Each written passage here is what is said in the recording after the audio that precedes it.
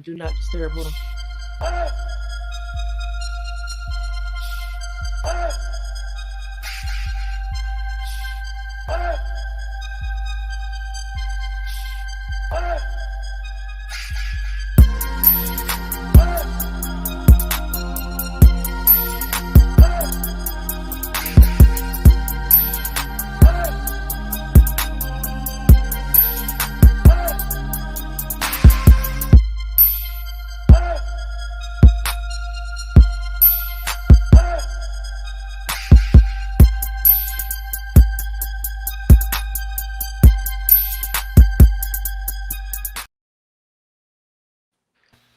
And we're back, people. We are back. Your favorite. And I hope you take this in because we're gonna be gone for 2 weeks. As you know, the holidays are coming up, but we'll be back after that. Your favorite sports podcast, roaming the airways, rolling with Ramos, is back as I always am. I'm the one that holds the last name Ramos. I would like to specifically thank my daddy for that one, Mike Ramos in heaven. You know, there's times like this I always wonder what you would do, what you would say. It's tough to not be able to hear them, but we back in this. Episode 138. You know, Tristan, we already went through a couple of numbers. We had to come back and do a couple more numbers because we're getting to 150, darn it. We're going to get there. Y'all almost had me cussing on national television. We're going to get there, okay? But we had to run one name back because there's only one way to do 38. Episode 138. Shout out to the Bloody Sock game. The Kurt Schilling edition.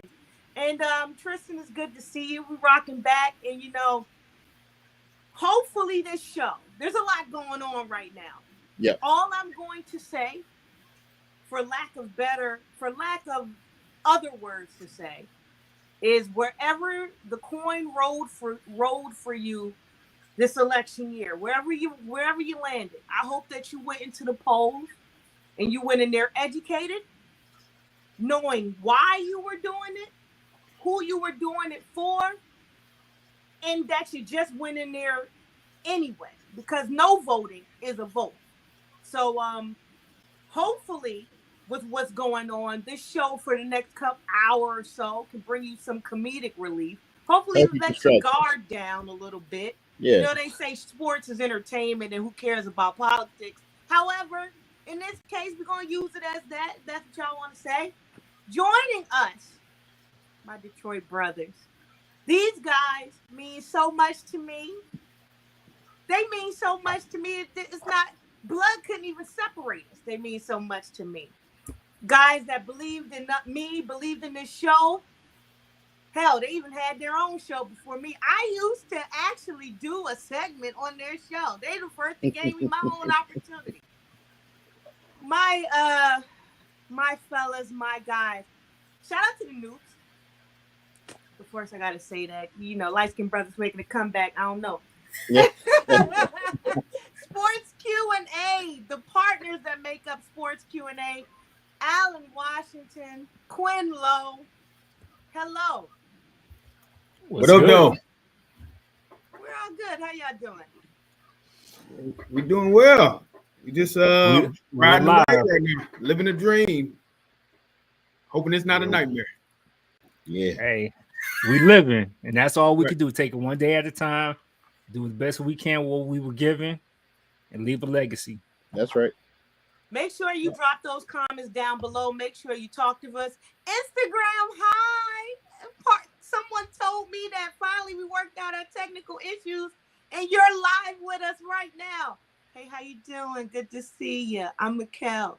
Anyways, we start with the World Series, MLB.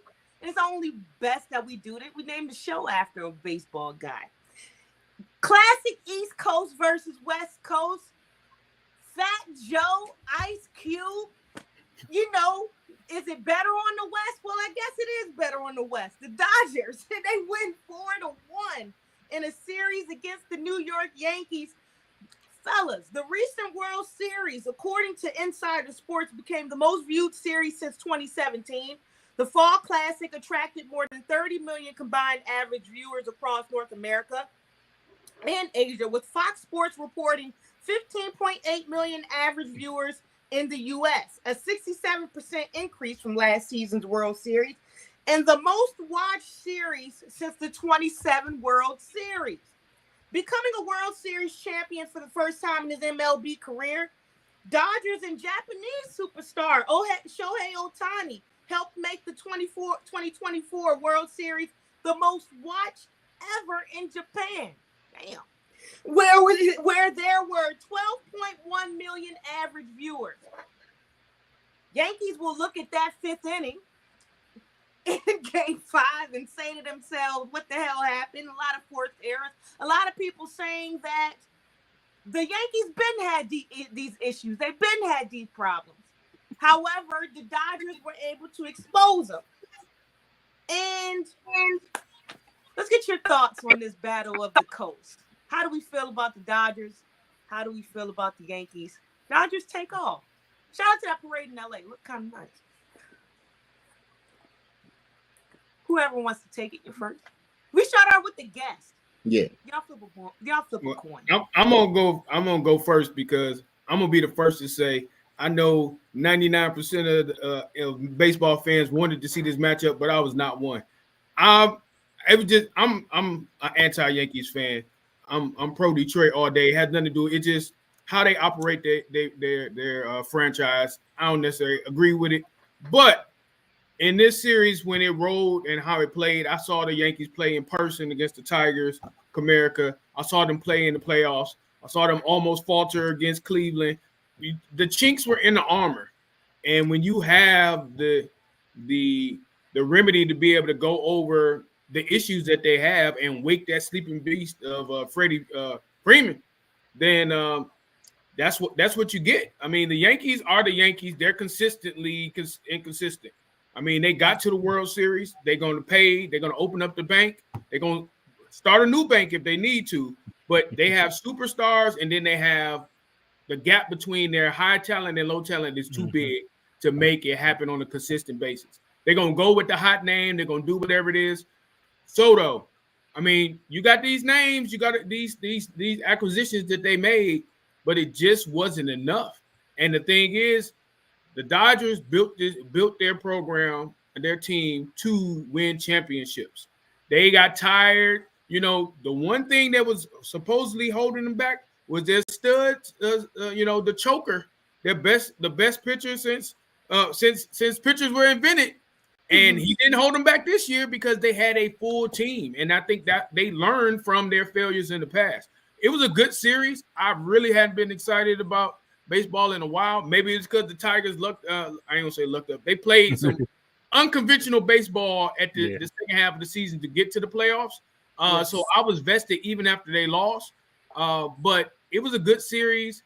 We actually watched, what was that, game 1 together when I was down in Dallas. We watched game 1 when the walk-off grand slam. Again, to me, that was like, all right, this is how this series is going to go, and that's how it went. So it was good baseball. It was good for baseball. I think that's a big thing because baseball is a dying breed because they're not getting new fans. Q, I'm gonna. And I think and that's honestly that's a good transition because that's where I think, as much as you talked about the not wanting to see the Yankees there, baseball is a sport that kind of feeds off needing the elite organizations at the forefront, having the bi-coastal championship, having even if the Mets would have been there, the storylines make baseball. And I think because you had the Dodgers versus the Yankees, the East versus the West, the Cube versus Fat Joe, like you said, Michael, this is something that's going to draw in attention. And outside, I mean, even with that first game, the high energy, the high moments kind of pulled even more people in. Like, okay, if this is how the first game is going to be, I got to tune in for the rest of the series just to see how it is. And even though it kind of lost some of the steam with the Dodgers getting out to a 3-1 series, the 3-0 series lead and trying to command, are they going to close it out without the Yankees even getting the game? It was a situation where baseball fans or people that were casuals, because I'll call myself a casual over the past recently, and part of why I got back into baseball was MLB The Show. But it was like up until then, I was a casual fan. I mean, my Tigers weren't good, so I wasn't watching it. Whereas now you have reasons, and as other teams become more competitive. Because I mean, even being down here in Dallas, the Rangers fans, even though they had a bad season this year, I guarantee there were more Rangers fans paying attention to Major League Baseball this season because of what happened last year. Can my Rangers do it again? So the more opportunities, the more teams that you have that are competitive, the more chances that even if they may not contend for the championship that particular year, they're going to be more eyeballs. Now, even and to Al's point, me being a Tigers fan now I'm looking for, okay, what is my team going to do next year? So that gives us more incentive to keep watching. Whereas if we had the same 2 or 3 teams always in there, it's like, okay, I don't want to see this no more. I'm tired of seeing the Yankees, Red Sox, Dodgers, whoever else out of the National League always there. It's like, okay, my team is never contending, so it's not going to be a reason for me to watch a sport that I'm already skeptical about. That's real. Tristan. Well, listen, I would say I'm a semi-casual fan, leaning towards becoming getting back to being an avid fan. I definitely feel what Q's saying on that. But one thing I've noticed, even in the last few World Series, is really about the team. And what I mean by that is it's not just the bat, but it's your pitching, it's your fielding. All that plays a huge part of whether or not you're going to win the World Series, outside of the Astros and their cheating ways. But so it's all about shots fired. It's all about how you feel. I mean, listen, I'm still mad about that, but it's all about how you're fielding. You know what I'm saying? So what I saw with this World Series really didn't surprise me, because the Yanks have always had a way where they say, hey, we're just going to rely on our bat. We're going to rely on Judge. We're going to rely on these guys that we brought in that got the bat. But the thing about relying on bats alone is that they're going to have cold moments. And unfortunately, it just happened on the biggest stage that you can happen on. And in that last game, y'all started catching fire, and then they ran out of gas in the 5th inning. It happens. But when you got the fielding right, when you saw what the Dodgers were doing, who they were bringing in, how they were doing it. I mean, we were all, everybody was excited about, them bringing in, I call them Showtime, but them bringing Showtime in. But you got to see the other pieces that they were bringing in. So they had a way where they could beat you in a myriad of ways. They can say, okay, we can count on the bats getting hot. You know what I'm saying? With Franklin on, we can count on the bats getting hot, but we also got the fielding that if it's going to be low scoring, we can match with that. We can, we can play our defense. We can play our game. It's all about team. So if you're the Yankees, I mean, I hate to say it, they almost operate like the Cowboys. It's like y'all are so top centric. Like y'all want to go for the big stars, big names, big hits. When that goes dry, when that goes cold, and you're going against a complete team, what are you going to do? And that's what they ran into. Let me say something right quick. I'm glad you mentioned the Cowboys, because it's ironic that the Cowboys, the Yankees, I'll have to include the Lakers, and even dropping down in the college basketball, Duke, all of these organizations tend to be the bandwagon teams, and they tend to operate the same. Look, look at how the issue with the Lakers has always been recently. Oh, you have Anthony Davis, you have LeBron, but what about the others? Even with Duke, you had Zion Williamson, you had the superstar player, but what about the others? And when in the years that they struggle, but the years that they are successful, all of these teams, it's because of that 6 man. It's because of that unknown superstar comes on and kind of contributes. So at some point, you would think each one of those organizations will realize, okay, it can't just be about spending $700 million to bring back Juan Soto. We may need a utility guy, 2 or 3 utility guys, a third starter, a bullpen guy. I mean, especially with baseball trying to get to these transitioning to these bullpen starting situations, you have to have a myriad of ways that you can win games. And I think that's what made the Tigers situation stand out so much. We didn't have the number one bat. We didn't have that superstar, and we found ways to continually win when nobody thought. It's like, how are they winning with 3 or 4 pitchers or these guys that are hitting 230, 240 with no home run? Nobody.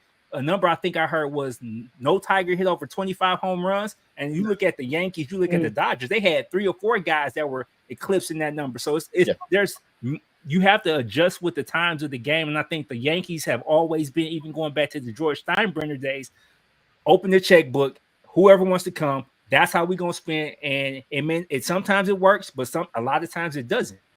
Yeah. Y'all talking about the Yankees a lot.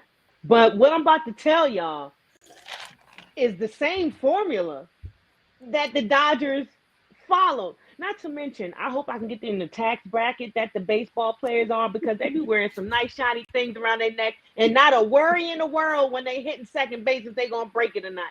They don't care. They out there gleaning. That's that insurance.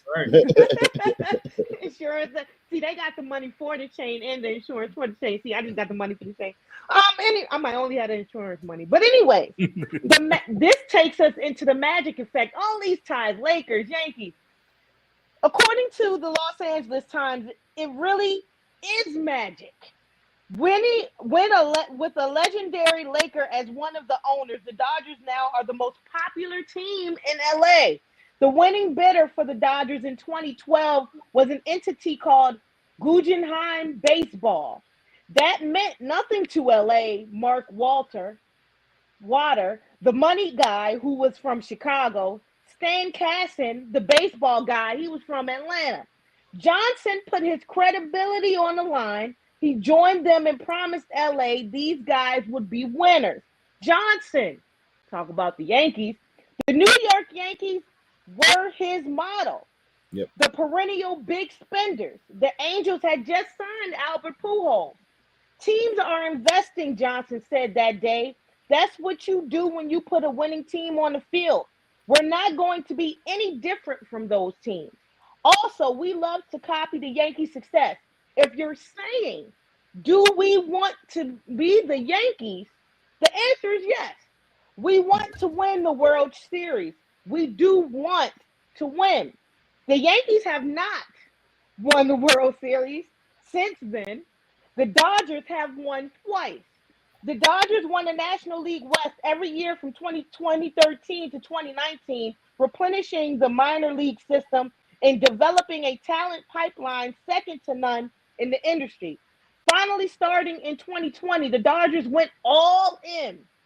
They spent some money, y'all.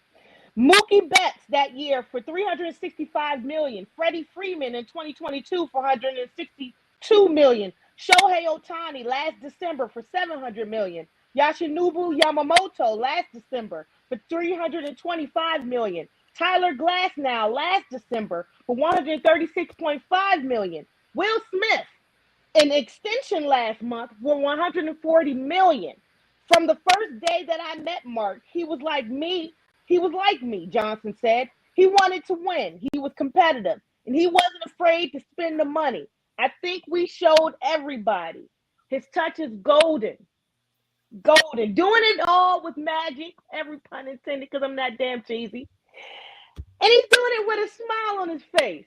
We'll talk about the other smile he got on his face down in D.C. But he's doing it all with a smile on his face.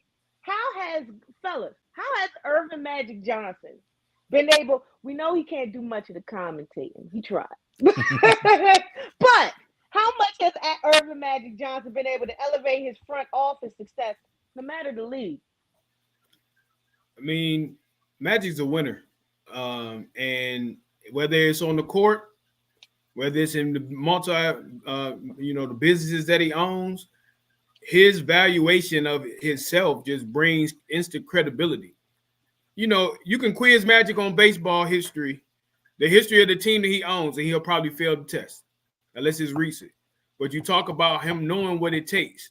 He used the Yankees as a model, but what he has is somebody smarter than what they have over in the Yankees, because even though Ohtani got that $700 million contract, that contract is a lifetime contract that's spread out so much that it's not hurting the team, so they can afford to these guys who are not a once in a generation type of talent can get paid and still contribute. That's the big difference. They had to figure it out though. They won in the COVID year, they choked in some other years, but they're consistently trying to make it happen. Now they have this core together. Now it's about adding the pieces, avoiding injury, and now they can be a dynasty. And Magic knows a lot about dynasties. So again, I think this is the perfect marriage. Magic is at the forefront of it. He's the face of the Dodgers. Nobody knows those other guys you mentioned in the article. Nobody knows those guys. Magic is Magic's team, even though he doesn't hold the highest percentage, but it's his team. So that's going to attract them because they know with Magic, it comes what? Showtime. And Showtimes, for players that come there, that's going to be endorsements, that's going to be credibility, it's going to be Hollywood dreaming. And that's what he's bringing, and he's delivered it. Yeah, it's definitely that he's in a situation, and I'll bring up another team I mentioned earlier that you mentioned also, Michael, Dallas. He's the antithesis of the Cowboys. Jerry Jones wants his hand in everything, whereas Magic realizes, oh, Goal line. I know what I can do. I know my strengths. I know my weaknesses. So I'm not going to call myself being the not only the face of the organization, but also trying to make the baseball decision moves that I don't understand. So I'm gonna bring these other people in that fully understand the intricacies of baseball and putting together not only a day-to-day roster, but also setting up things for the farm system, being able to make the deals. Okay, how can setting up the whole Ohtani deal.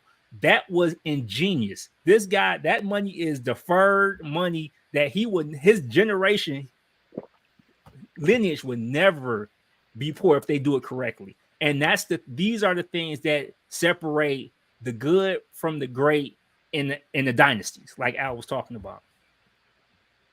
Yeah, I mean, I couldn't say it better. I mean, literally, he has the Midas touch, and it's really, it's not so much that he's so hands-on, but he's hands-on when it comes to the methodology of building a championship roster, no matter where he is. Like, what is the method? What works in this league? Like even what he's doing with the Commanders, you could tell he knows like the surface level about football. The way he tweets, I'm like, oh, it's like football 101 for you. I got you. But he understands the concept. It's like, okay, how does the salary cap work? Okay, how does it work for free agencies and bringing them in? Okay, so who's won in the last? He always referenced who's won in the last few years, recent. What was their method on building their roster? What did they do? Okay, how can we incorporate that here? Like, it's always been that way. It's always forward thinking. It's always about dynasty. His thing is, I'm not building it to be one shot and done. So we're not going to bet the whole farm on this one season. Like, I want us to be able to contend for long periods of time, because that's all he knows. He don't know it any other way. When he was a player for the Lakers, they were always in contention. When he was an exec, they were always in contention. That's all he knows. He doesn't understand one and done teams or one and done championships. It's like, no, I should be back there next year and the year after. So how do I build it from that? And again, like you said, the name credibility.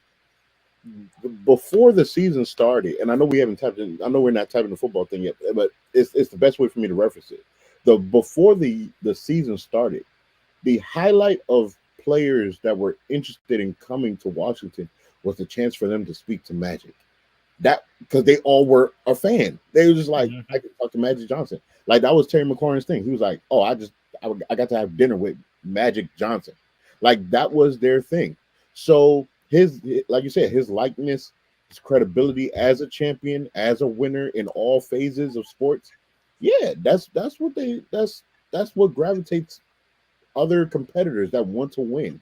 This is one of the ultimate winners in sports.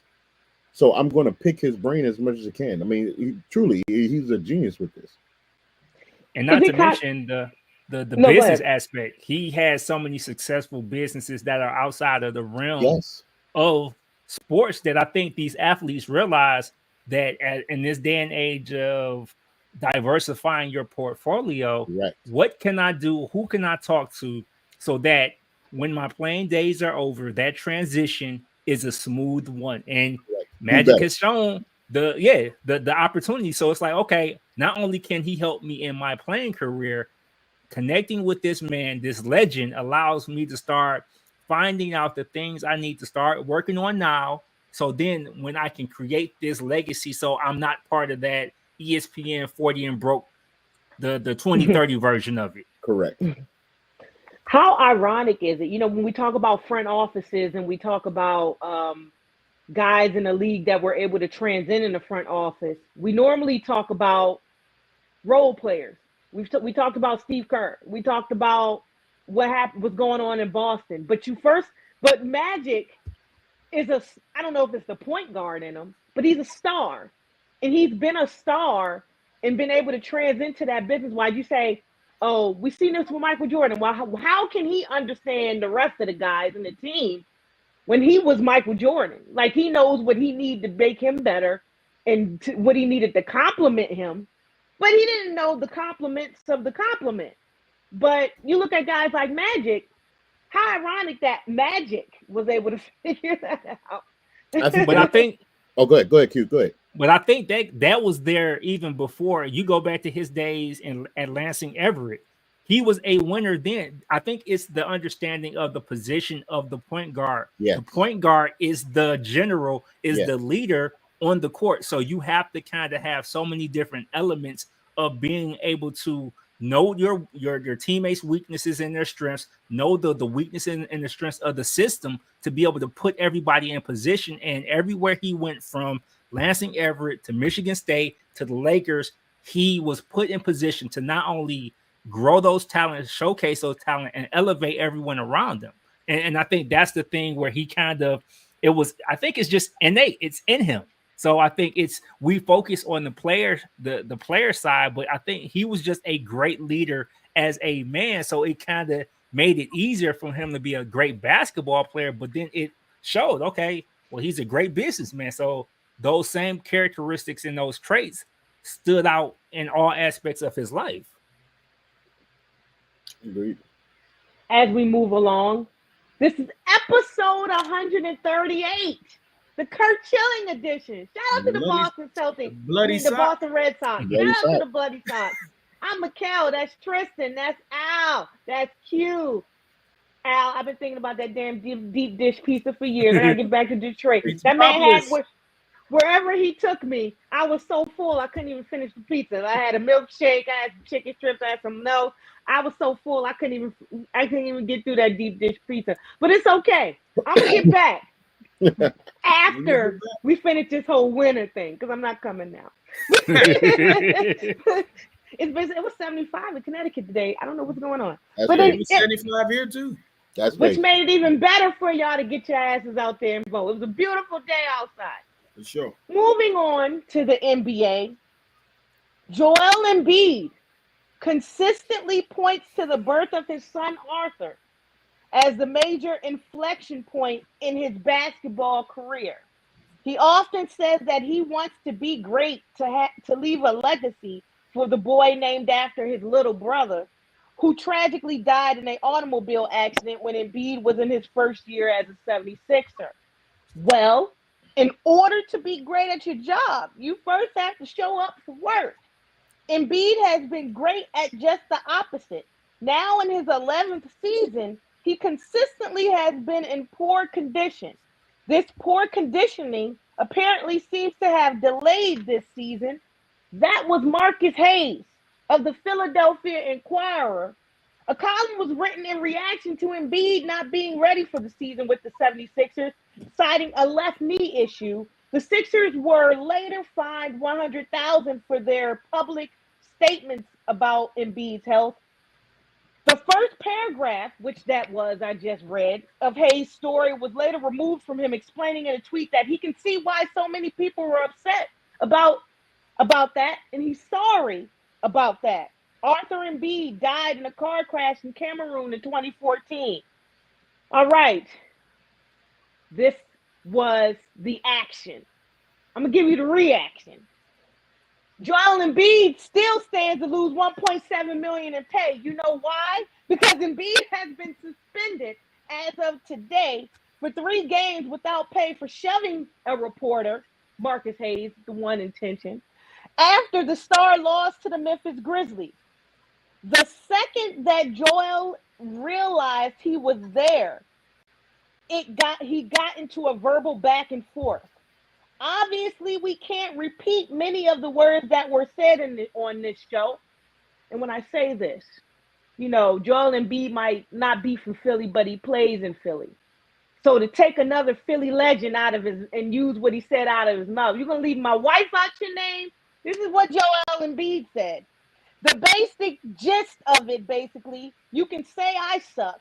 You can say whatever you want about me as a player. Don't ever put my dead brother's name in your mouth. Don't talk about my family. Don't bring them into this. You want to talk about me like a man and talk to me about basketball, that's different. But if you ever talk about my family again, we're going to have problems. And there was a problem because it wasn't a slap this time. Thank God it was a shove. They go kind of back and forth, and at some point, let's say 90 seconds into 2 minutes, in this back and forth, Joel shoves him.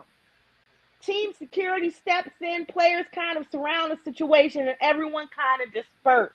This is from Cal Newbeck of Philly Later. He provided a recap on his company's post-game show. Hey, look, I ain't messing with nobody from Philly, plays in Philly, looked in Philly, lived in Philly. I don't know what you're capable of. Anyways, this is the question, fellas. And I'm part of the guys, so I'm going to put myself in this too. Us as media guys, we always talk about that wall. We always talk about that wall you have to have.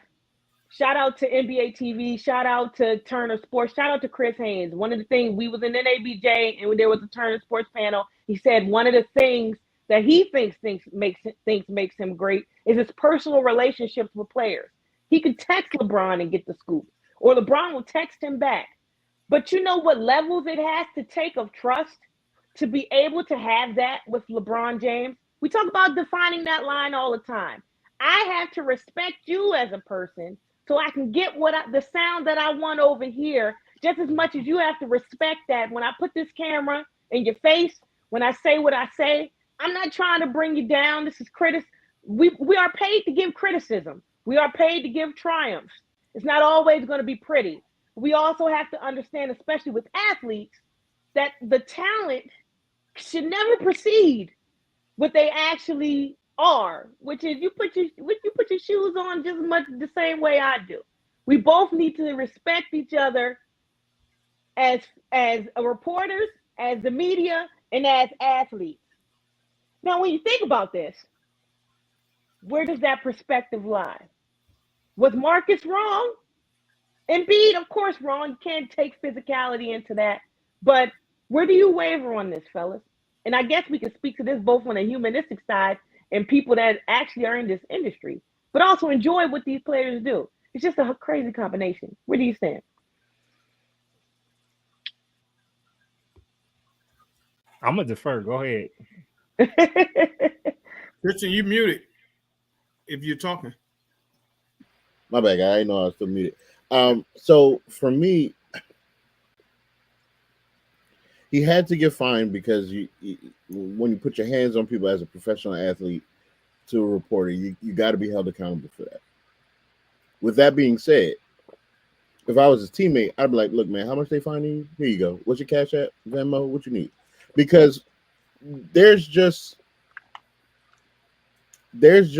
no need to bring up family, children, whatever. There's no need to bring up personal lives into the equation when it comes to someone's performance, unless it's something they're doing to themselves personally that's affecting their performance.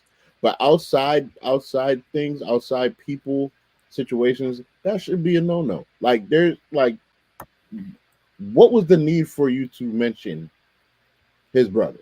What purpose did it serve you to doing so? And we've seen this, especially in recent years, where these reporters that get a chance to go into these locker rooms and stuff like that and get to have these conversations where you see them kind of step over the line because they're really trying to gain a reaction from the player. Now you're trying to label the players like, oh, the player's being violent or the player's not being understanding. But it's like, no, these guys get paid to be the 1%ers of the 1%ers of athletes.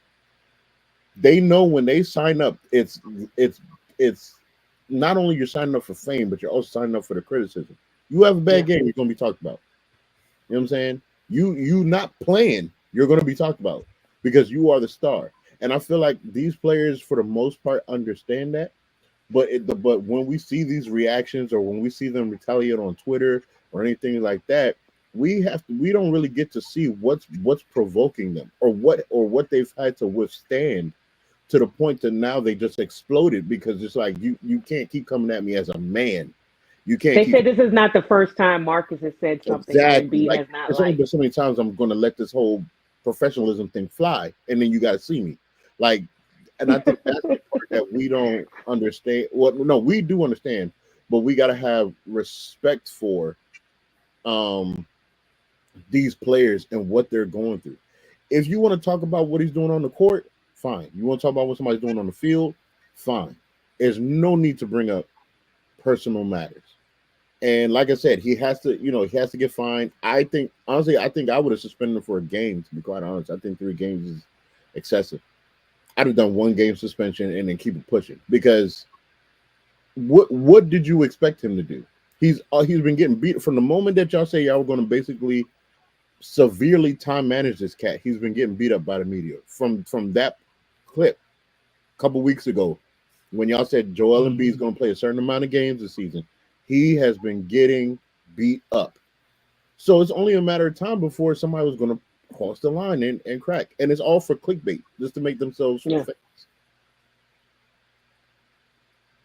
Al, Well, it's go ahead. Go ahead, Al. Okay, so I'm coming at a different point of view. So, granted, when you Embiid, you are the leader, you're the star of the squad that has, outside of getting to the Eastern Conference Finals and losing to Toronto, has been an utter failure, just flat out. It don't matter who you pair with him, everything else.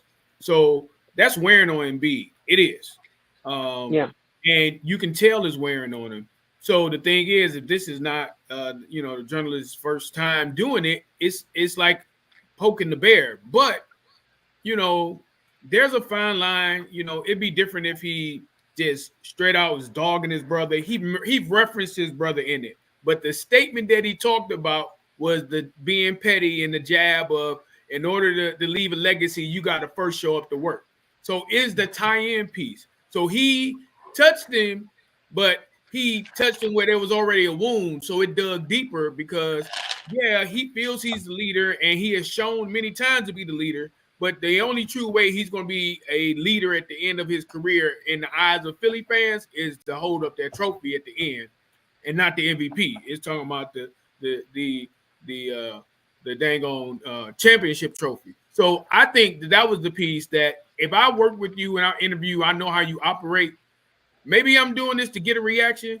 Maybe I'm using this to try to really motivate you, because most people who cover the teams, they fans of the team. They want to see the team be successful.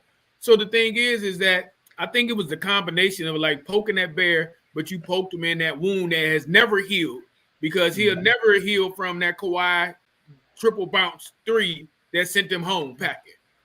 And I think that's why he blew up like this, because now the pressure is getting on. He's getting older. And his body is wearing down. So he knows that window is closing, no matter who you're pairing with him, until they get to that point where they are doing what Boston is doing and being the perennial favorite and meeting the expectation. It's going to always be an issue.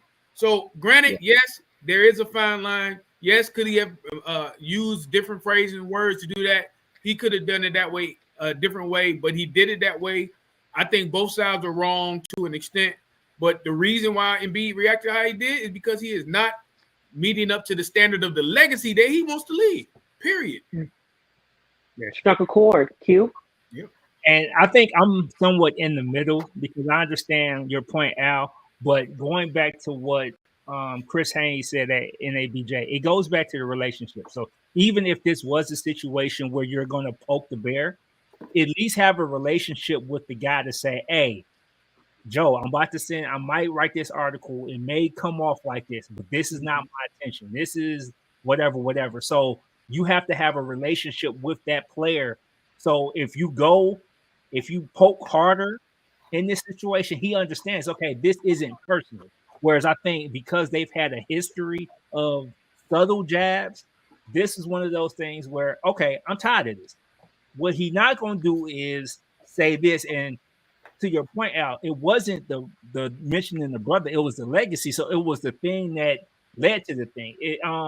One thing I've learned is like you can't talk about the elephant in the room if you're not looking at what the root of the cause issue is. And the cause issue is the legacy is being called into question. The problem, everybody saw the elephant as Hayes calling him out, but the issue for Joel is, if I'm gonna be honest, my legacy isn't what I thought it would be, and now I personally feel some kind of way. And now here we have this journalist who's had a history of kind of poking the bear, calling me out, and there's nothing I can do about it because right now I'm not even on the court. So there's so many layers of the situation where he felt some kind of way and he reacted in the only way he could. And I think this is mental health issues and being able to kind of own your own mess and say, okay, yeah, I messed up. This ain't even about the bigger picture. I made this about something that it wasn't, and I reacted incorrectly and I shouldn't have. And now now I got to pay the price. I have to pay the price, not Marcus Hayes. I'm the one paying the price because I'm the one that's looked at as the bad guy. I'm the one that's $1.7 million lighter in my pocket. I'm the one that's still sitting on the sidelines, not playing. So all of these things are, you called yourself sticking up for your legacy, and now your legacy is taking an even bigger shot. So now people are looking at, okay, so how long before, what's the next thing that's going to send him off and send him going into a situation where he's going to snap at somebody? And having been in the locker room with journalists who look for that clickbait, look to push buttons, somebody else may push that button. How is he going to respond? Because they know now, hey, he's a hothead. He's a short temper. His fuse is already short. So what can I say that's going to trigger him and send him over the edge now? Because and I'm going to get the clicks. I'm going to get the interviews. I'm going to get all the attention I want if I'm the journalist that gets that done, because that's what it's about now. It's not even about telling stories anymore. It's about the views and the rage bait and all the stuff that comes along with the new era of social media. And it's crazy we bring this up because I was going to put this in the show, but I didn't put it in the show. It's always that one guy. It's always that one bully. And we're looking at Kevin Durant and Stephen A. go back and forth, and we're like, it's always one. Speaking of Joel, he addressed the media Friday about his health and Hayes. Of course, he didn't accept Hayes' apology. He said, if your body doesn't react well and if your body tells you one thing, I've done it. From what I can tell you, I've broken my face twice. I came back early with the risk of losing my vision, had broken fingers. I still came back. So I'm not going to sit here and be like, I see people saying he doesn't want to play. I've done way too much for this city, putting myself at risk for people to be saying that. I do think it's BS. Like that dude, he's not here, Marcus, whatever his name is. I've done way too much for this F-bomb city to be treated like this. Done way too F-bomb much. I wish I was as lucky as other ones, but that doesn't mean that I'm not trying and doing whatever it takes to be out there, which I'm gonna be pretty soon. On one end, I can get the frustration. On the other end, you preaching to the choir with everybody else. You supposed to be Philly's big man on campus. Sports is results driven. The reason why people love sports is because it's absolute. You win or you lose. It's not. We don't care about the in between. Did you win or did you lose? No trying. There's no trying or crying in baseball or any of it. Were you better than the other opponent today or not? It's simple. It doesn't require a heavy thinking. So I can empathize with you, but again, you came in as, my favorite phrase, generational talent, which really you kind of are. To be that size, the skill set that you have on both ends of the floor, yeah, you are a generational talent, but you're a generational talent that has not lived up to the billing. You're not the guy that you were supposed to become, and it's unfortunate, but it's the truth. It's the reality of the matter. Like you have not We haven't seen you in a final. No. Like with the skill set that you had. And it's not like we can't say, oh, the Sixers didn't do anything. No. You've had what you got? You got Paul George as your teammate. You had James Harden as your teammate. I mean, we've put people. Tyrese Maxey. Maxey, yeah.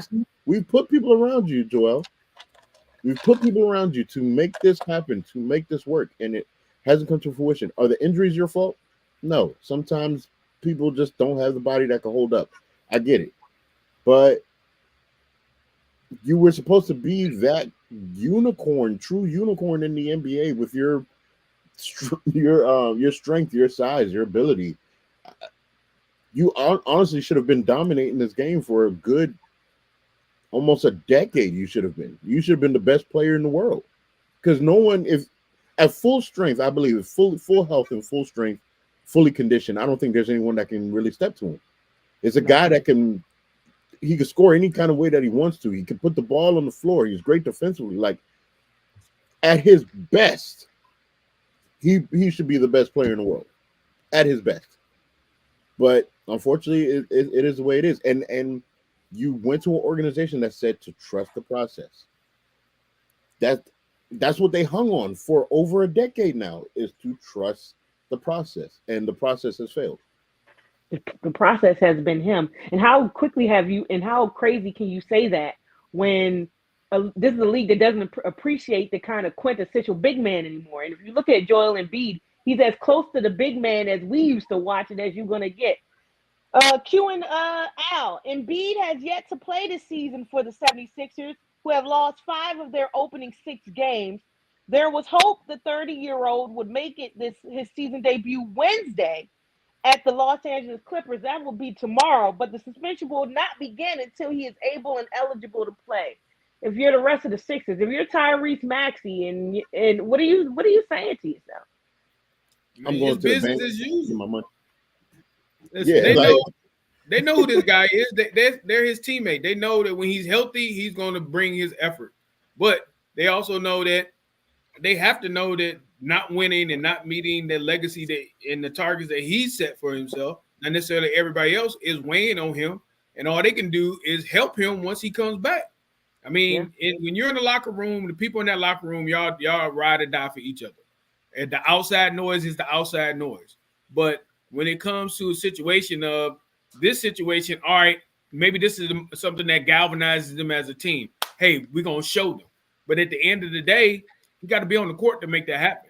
Yeah. So, I mean, I don't think the team is looking at him differently because they're still playing and doing what they want to. PG just came back, played his first game the other day. So, I mean, things are going in the right situation. I'm interested to see how that team is going to play. I mean, it's going to take to February, early March for them to really gel and see what they have because they haven't played together. So I don't think that they're looking at him sideways.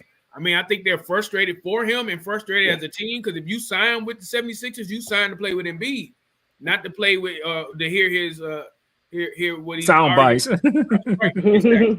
Exactly. And I mean, you even have to look at, Nick Nurse taking that job in Philadelphia. It's like, okay, part of me coming to Philly was the opportunity to coach this guy and have this guy as a centerpiece of my offensive scheme and my defensive scheme. And now it's like, okay, how often will he be there?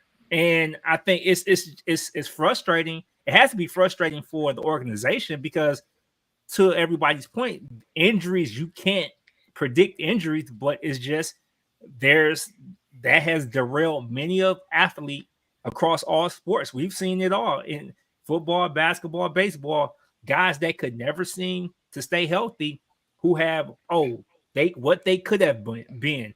What if the whole what if situation, whereas if this guy played 10 more games a season, played in that game in the NFL, what would have happened? So it's just the reality of it is that Father Time is knocking down that door on him. In addition to his body breaking down, his age, he's getting up there every year that passes. He's getting a year older, and we all can attest to it. Once you hit that certain age, your body is going to naturally break down rather than being forced to kind of break down due to the the overexertion that you're putting on it because you're a professional athlete. So it's I mean, all he has to do is look at Kawhi Leonard, and for Leonard's sake, at least he got his championships before his body broke down. But it's a similar situation, and it's unfortunate where you like, okay, come on, give me one season, give me 2 seasons where I don't have to necessarily worry about these major injuries, because we all know athletes, once the season starts, no one is 100% healthy. But if I can make it through the season 85%, 80%, hey, I'll take 80% for 75, 80 games. Well, not everybody can be LeBron James. LeBron's gonna play to his 60, baby. I'm not saying that, but anyway. Not to mention, they got to play the Knicks in that series again. I know it's not gonna be the same Knicks. Dang, they broke up the Villanova Knicks. I was kind of happy about that. But anyways, if they got to play the Knicks again, and as hard as that series was, that was a good series to watch. How can they, Tyrese Maxey? You better get ready, my brother. Anyways, we move on to the NFL. I'm Mikkel. That's Tristan. That's Q. That's Al. Make sure you're tuning in. Make sure you're dropping those comments down below. I know there's a lot going on tonight, but tune in to us, take your mind off of some things a little bit. You can get back to that in a minute. Trust me, I'm shaking in my boots as I'm having this conversation. When I wake up in the morning, I don't know what's going to happen to me. The apocalypse, but we're not going to talk about that. Anyways, the NFL and the trade deadlines. There's a lot that happened today. As I'm sitting, ladies, this is a public service announcement to you. When your guy's treating you right, he's doing everything you want him to do, and you're smiling like this. This takes me to the Burgundy and Gold down 95. I'm in Connecticut. They're doing great. They're doing me great. Shout out to my fellas. Something told me that sticking beside them was gonna matter eventually. It was gonna work. You know what I'm saying? I was gonna get my D-Day, and I got it, baby. Anyways, the Washington Commanders have acquired Marshawn Lattimore via trade from the New Orleans Saints pending a physical. Washington has sent a 3rd, 4th, and 6th round pick.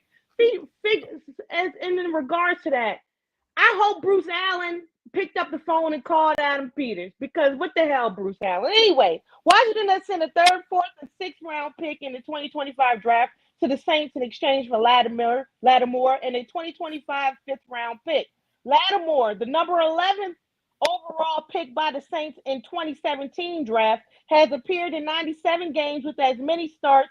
He has 405 tackles in his 8-year career to go with 15 interceptions, 88 pass breakups, and 5 forced fumbles. 2 of Lattimore's interceptions were returned for a touchdown. He was voted to 4 Pro Bowls. He has been Defensive Rookie of the Year. 7-2 Commanders have strengthened this outlook at one of their weakest positions. St. Just, I'll be trying with you every Sunday, baby, but we needed some help. The Saints, meanwhile, continue to focus on the long term after firing Coach Dennis Allen. We start in D.C. first, because this is some good news here, starting off in D.C. At this point, and Tristan, I'll start with you first, because at this point, you're thinking to yourself, if they make this move is contingent upon you thinking you have a shot in the NFC at some point. You're looking at other teams. You're looking, you got the Steelers coming up. You got to play the Cowboys. You're looking at some teams with some wide receivers that Jamar Chase, every wide receiver we played has ate us up. And if you're looking at this new secondary, how do you grade this trade? Oh, man. This trade was an A. It was an A trade. Listen, I was content if Adam Peters didn't do anything today, because in my mind, and it's so fitting that it's Commanders fans and then Detroit was representing, because we've been the franchises that have been waiting to have a reason to cheer legitimately, and not just being loyal fans, but like, oh, our teams are good. You know what I'm saying? Like I was rooting hard for Detroit last season in the playoffs. We're kind of playing with house money right now. No one, even myself, as much as I'm a fan, I look at the game too intelligently to think, before the season started, like, oh, we got a chance to make a deep run in the playoffs. Like, I knew there was just so much work to do. I just knew the groundwork had started, and I was like, great. But there was so much that I felt had to be done. And I really would have been content if Adam Peters didn't make a move today because we're thinking about the future. But The rebuild is continuing to rebuild and just continue to work towards it. the Commanders are where Detroit was 2 years ago. That's where they are. It's like when you started to see like, oh, if they just do a couple little moves here, they're gonna be something. That's what we were saying about Detroit 2 years ago. And so to be 7-2, it's like, oh, we're ahead of schedule. And the fact of now you bring Lattimore in, now you put St. Juice at the second corner spot. You bring the rookie Mike from Michigan in the slot, and now you can interchange. What makes this such a key thing for the defense is that now Dan Quinn and Witt don't have to protect their secondary because you got a legitimate shutdown corner on for your ones. So now you can be even more creative on your defensive scheme because if you leave him in single coverage, you're not concerned. Unlike if we left St. Juice in single coverage, you knew that whoever was the wide receiver one was going to have a field day. So this was a major move, but you don't make this move unless you feel like we could probably surprise some teams in the playoffs. Like this was a playoff move. How do you feel about the fact that there's reports that everybody has been trying to sign with the Commanders? There has been athletes going to their agents saying, oh, we want to go because we're lit. But anyways, because we want to go, how do you feel about that one? I mean, what a time to be alive. I mean, but right? Oh God, are we alive? We knew. We knew what the problem was. We knew why people didn't want to come here. Early on in like the early 2000s, late 90s, the only reason why people signed to Washington is because if you had a big name, it didn't matter if you were washed. If you had a big name in the league, Dan Snyder was going to throw the bag at you. That's all it was. Oh my God, Albert Haynesworth, go sit somewhere, please. Albert Haynesworth of the world, Andre Carter from 49ers, Adam Archuleta. You see how I'm going down? When they got here, washed. Jason Taylor, washed. But they got big bags from Dan Snyder. So we knew what the reason was. People didn't want to come here. It was so toxic and all that stuff. You see Josh Harris. Josh Harris, he jumping like a 12-year-old kid on the sideline. He high-fiving everybody. Adam Peters is so cool. He's got the whole swag, hair slicked back, looking like a mob boss, just orchestrating this whole thing. Like they make the team look cool to come to and play for. So this is I'm thinking of free agency. How many guys that are like, ooh, I got a chance to go over there. Then we got Jaden Daniels balling like he's been in the league for like 10 years. Like these are things that we want to see. If I'm a free agent, I'm like, man, I got a chance on that squad. I can make that squad maybe go to the next level. Like that's how they're thinking. So this was an awesome move. I don't have enough words as a fan. Like Mikhail, you and I talk about all the time. We ain't never seen this in person in my lifetime. We ain't never seen Josh went down to the field before the Hail Mary, and then Chicago scored, and they still was down there. That's how great they're so involved. We can talk about this astronomically, Trenton, but we got to give the guys a chance to talk about this, and maybe their perspective will be a little bit different because we're living in La La Land. We jumped off the cliff. We jumped off the cliff like Roadrunner, and then we came back on the cliff because cartoons never die. But we actually staying on the cliff now. So So is Detroit. Yeah, I mean, what it is y'all window is officially open.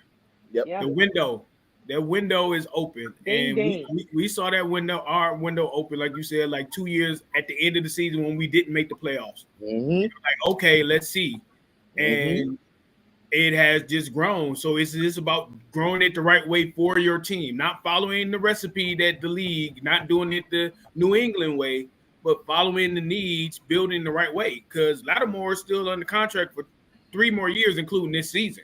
That's so right. Now you can build around him. And if he's a fit, then he's a staple and he's going to be a vet and we're going to re-sign him and do this. If not, then we've already added pieces that we can add additional pieces too. So you're in a great situation. You got a quarterback. Now you got to get other pieces that want to go around. You got to get a line to protect it. But right now, like you said, you playing with house money. Oh, wow, I found it. I found this bag of money out here. I'm about to go to the casino because it's my money. Let me go ahead and gamble a little bit and see what's going to work out. Because I'm worst case scenario, I'm gonna be right where I was before I started. That's right. With a stud rookie quarterback, some pieces around him, and a front office that has some common sense. Right. So that's the key. So I That's mean, the kicker. I will say this is I'm still traumatized from '91 when y'all whooped us real bad in the NFC Championship. Twice. Yeah, but the NFC Championship was just bad. Like in the regular season, it was bad. I'm just if we're flipping the parameters of this show, we had beat the Cowboys. I was at that game. We beat the Cowboys, and I'm like, okay, we got a chance. I'm not gonna ask you how old you were because we're flipping the parameters in the show. But you know, that was we low at the totem pole. That was 14, 15, somewhere around there. But the thing is that it's you know, I love seeing this because the NFL, the timetable for turning around franchises in the NFL has changed astronomically so quickly. Where before it's a 5 to 7 year window. You get the right leadership and the right people. Just go back. Yeah, biting kneecaps and all that other stuff. Man, this dude is crazy.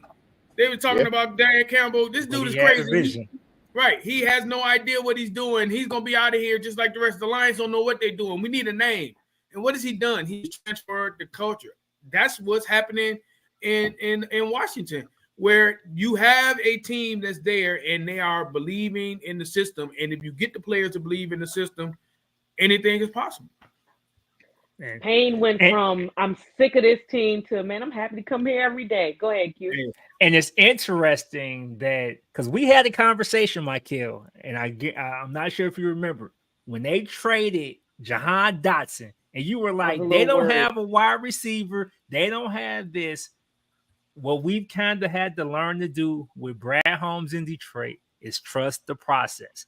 And part of the thing is now they have guys that may not be household names, but they fit what they were looking for with Dan Quinn. And I think that's what tends to be more important than anything else. Everybody wants the sexy name. Everybody wants the high profile name to come to their team. But does that mean they're going to fit the system? Are they going to be a locker room distraction? Are they going to be a problem? And I mean, look what you guys did last year, getting rid of Chase Young. A lot of people did not want to do it, but it was a necessary evil to kind of help and look at the players that you brought this offseason that kind of have turned that defense. And I didn't realize your best defensive player is not even playing right now. And Jonathan Allen, he's on the IR. So it's like, just imagine how good this team is going to be when he comes back. And when you figure you still got Jamison Crowder on the IR. So you have some pieces that are still unavailable to the team. And there's because Dan Quinn had a vision. And I told people, as soon as the draft happened, once the coaching hires took place, everybody was talking about Caleb Williams. I said, no, the two best quarterbacks this year are going to be Jaden Daniels and JJ McCarthy. And simply because of the coaching that he had in place. Yes, true. Dan Quinn is a defensive-minded coach, but Cliff Kingsbury is an offensive genius. And now not having to worry about the extra stuff as far as being a head coach, he was going to put him in position to be successful. And Kevin O'Connell in Minnesota, because we saw as Lions fans what he did with 3, 4, 5 quarterbacks. I figured, okay, if JJ comes into that situation, it may not even be a starter. He was going. Unfortunately, he got injured, so we weren't able to see it this season. But look at Sam Darnold. We thought Sam Darnold was done, and I have to remind myself, Sam Darnold is only 27. He's still a young quarterback, considering the fact that how long he's been in the league. So you have a coach that understands. You have a quarterback that is in the system that understands how to utilize their talents. Because we see all across the league, you got the right quarterback in the wrong system. Things don't always go well. Caleb Williams. Give me a college system, play to my strengths, and then throw me some more.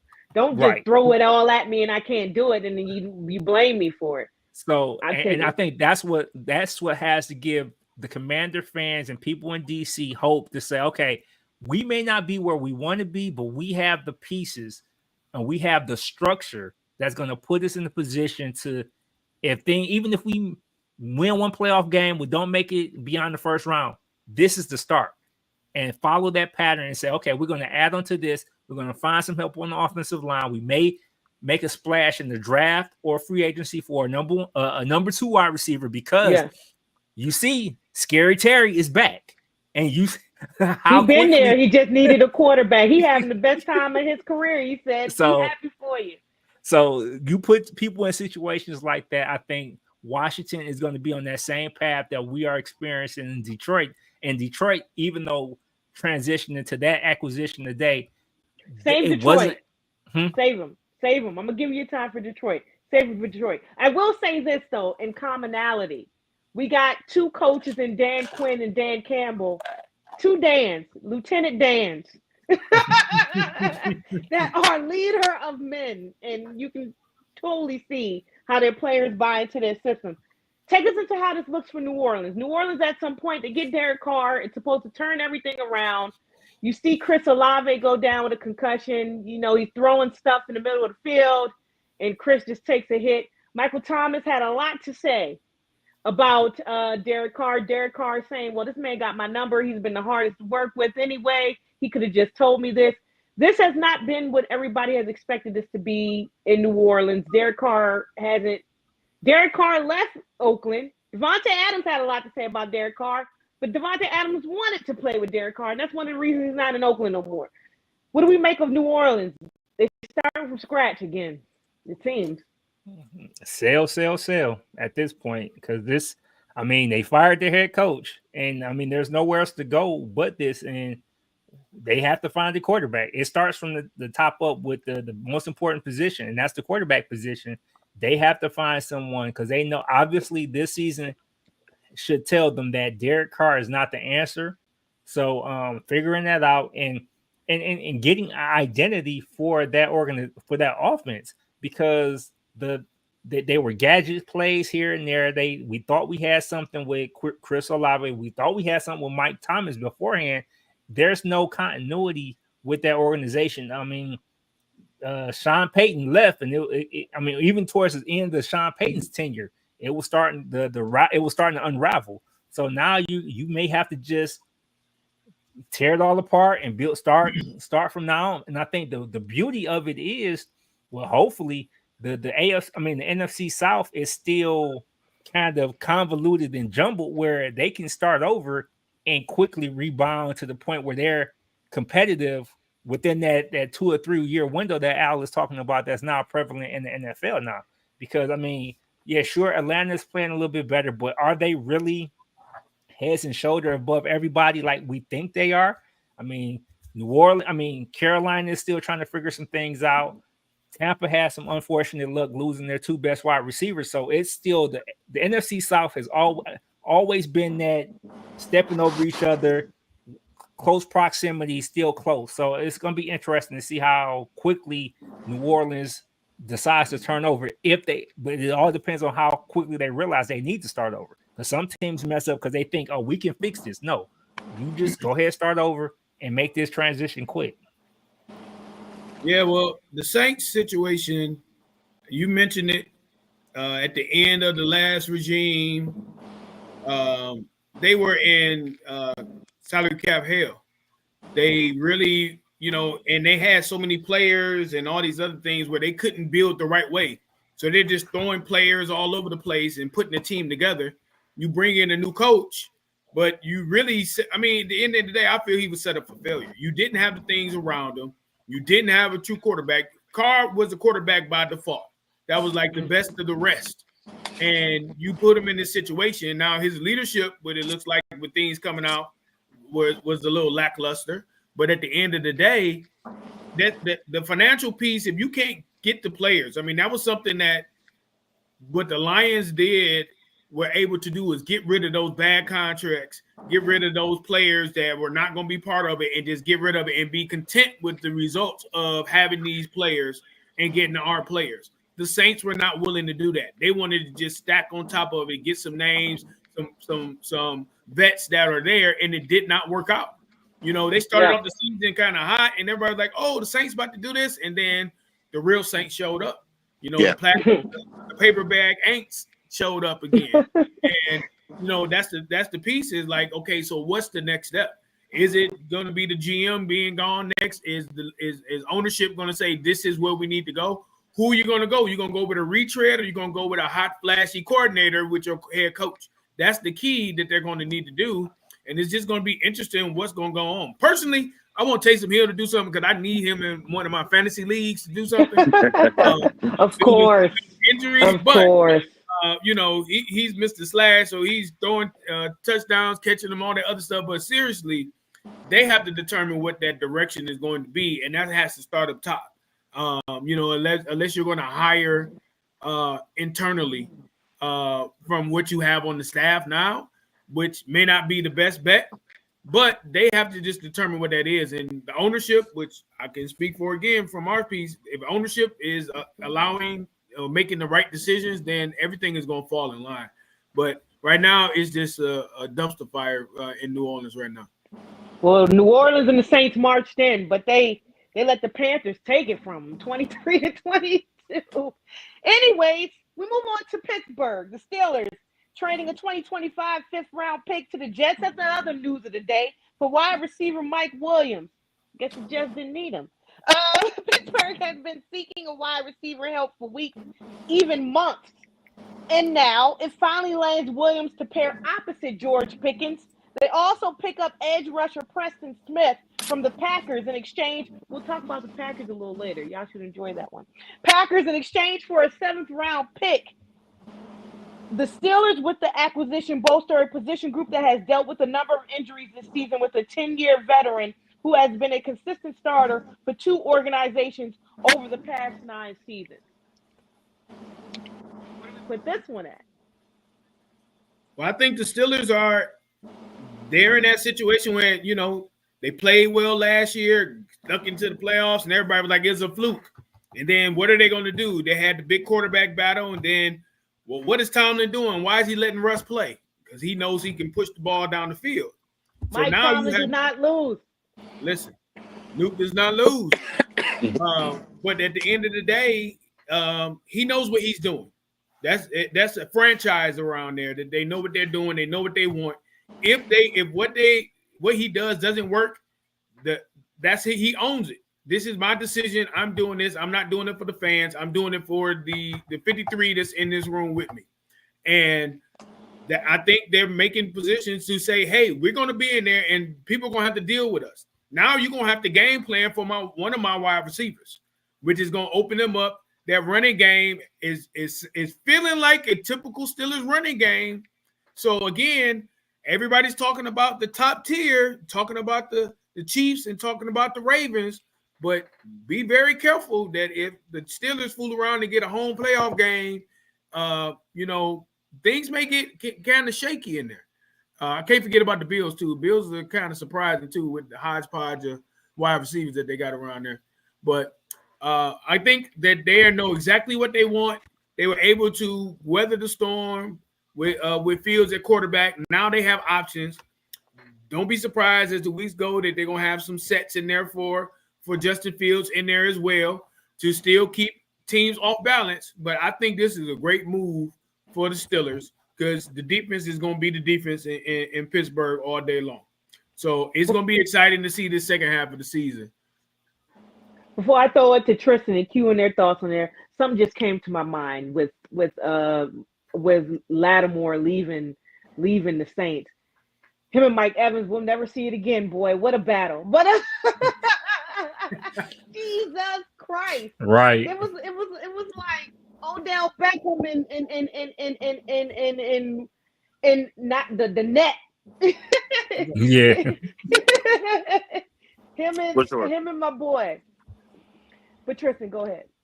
I think so. As much as I was happy about the Lattimore trade, I was just as upset about the Preston Smith trade because I'm like, you had to do that when we had to come see y'all. Yeah, you had Odell and Josh Norman. Josh Norman, yeah. I'm like, in my mind, I'm like, the Steelers just had to get Preston Smith when we got to see y'all, like when we got to play y'all. I was already concerned about TJ Watt. Now I got to worry about Preston Smith, who don't like our organization for obvious reasons. Yeah. So Yeah. So I mean, but in all seriousness, I mean, the Steelers organizations. I mean, they're the reason why they're one of the more steady organizations in the NFL. I mean, this is why you have a coach in Mike Tomlin, like, you trust what he's doing, you trust what he's thinking, and they make calculated moves. I mean, Alan said it, like, you traded for Justin Fields, you brought in Russ, you traded for Justin Fields, you knew what you were dealing with when it came to your offensive line and how to get the running game with Najee Harris and them boys all together. You saw what Justin did. You were able to weather the storm with Justin. He showed flashes. So more tutelage, you would expect that he's just going to get better down the road. So ideally, you have your franchise player going forward. But right now, Russ gives you the better chance, like you said, pushing the ball down the field consistently. Um, and it's just going to get better. Now you have a legitimate rusher on the opposite end of TJ Watt that you have to account for. A person that can put his hand in the dirt and stand up, just like TJ Watt.